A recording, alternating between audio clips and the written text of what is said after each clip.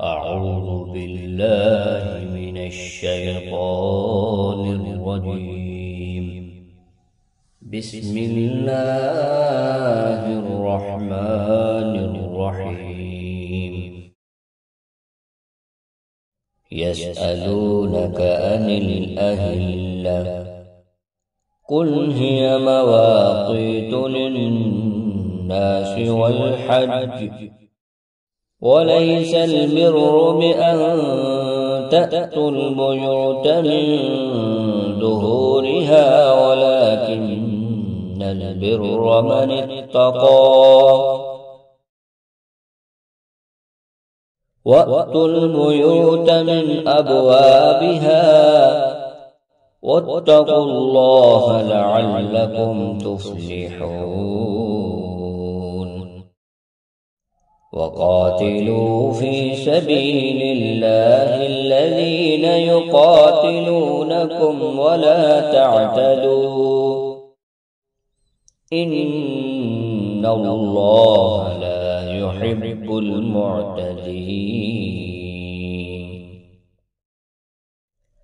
واقتلوهم حيث ثقفتموهم وأخرجوهم من حيث أخرجوكم والفتنة أشد من القتل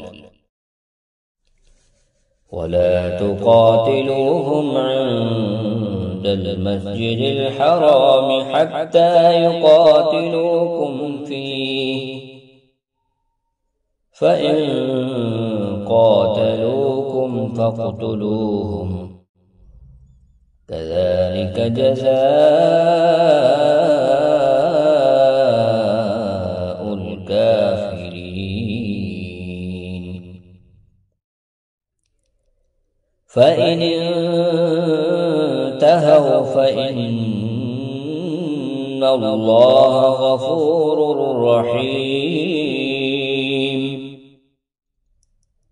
وقاتلوهم حتى لا تكون فتنة ويكون الدين لله. فإن انتهوا فلا عدوان إلا على الظالمين.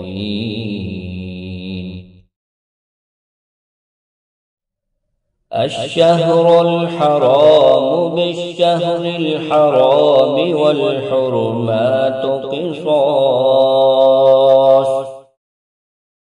فمن اعتدى عليكم فاعتدوا عليه بمثل ما اعتدى عليكم واتقوا الله واعلموا أن الله مع المتقين.